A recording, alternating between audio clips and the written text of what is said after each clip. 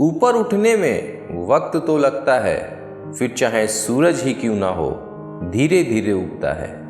Hi guys, आप देख रहे हैं क्वाटोलॉजी, एक छोटी सी कहानी। एक बार एक राज्य में पंडित जी रहा करते थे। उनकी बुद्धि की चर्चा दूसरे राज्यों तक थी। हर कोई उन्हें विद्वान समझता था और मानता भी था। एक बार इस राज्य के राजा ने उन्हें अपने दरबार में बुलाया।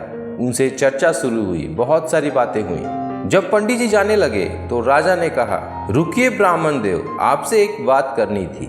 आप इतने बुद्धिमान हैं, आपके बारे में बहुत लोग कहते हैं कि आप विद्वान हैं, महान हैं, लेकिन आपका बेटा जो है ये मूर्ख क्यों है? पंडित जी को ये बात बुरी लगी। पंडित जी ने पूछा, महाराज क्या हो गया? आप मेरे बेटे को मूर्ख क्यों कह रहे हैं? तो राजा ने बताया कि आपके बेटे को सोने और चांदी में से क्या मूल्यवान है यही पता नहीं है। जैसे ही राजा ने ये बोला, पूरा दरबार हंसने लगा। पंडित जी की वहां पर खिल्ली उड़ गई। पंडित जी नाराज हो गए, लेकिन कुछ कह नहीं पाए। फिर पंडित जी अपने घर पहुंचे तो उनका जो बेटा था पिताजी के लिए जल लेकर तैयार था। एक गिलास पानी रखा उसने पिताजी के पास कि पिताजी जल ग्रहण कीजिए। पिताजी को बहुत गुस्सा आ रहा था। पिताजी ने कहा, पानी साइड करो, एक बात बताओ, चांदी और सोने में से मूल्यवान क्या है? बेटे ने तुरंत जवाब दिया, पिताजी सोना मूल्यवान है। पंडित जी ने कहा कि बेटा तुमने उत्तर तो बिल्कुल सही दिया, फिर राजा साहब ये क्यों कह रहे थे कि आपका बेटा मूर्ख है? उसे सोने और चांदी में क्या मूल्यवान है यही नहीं पता। बेटा सारी बात समझ गया।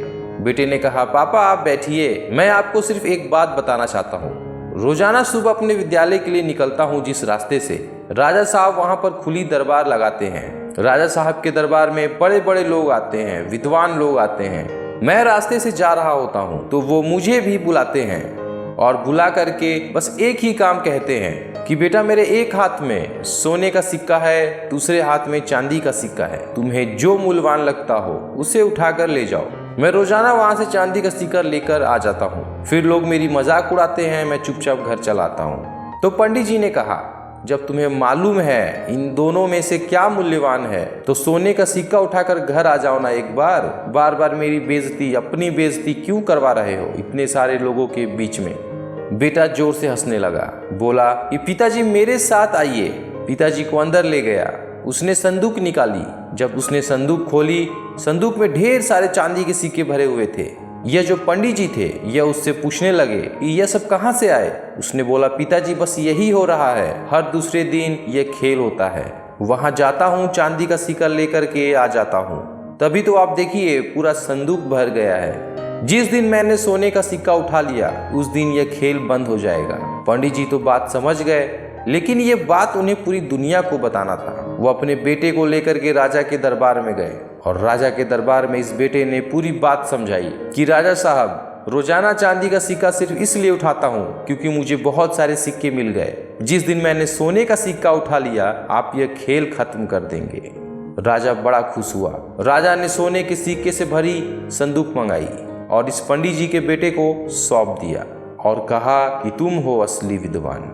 यह छोटी सी कहानी हमें बहुत बड़ी बात सिखाती है कि अपना जो सामर्थ्य है उसका दिखावा ना करें। जब वक्त आएगा पूरी दुनिया को मालूम चलेगा कि आप में कितनी ताकत है।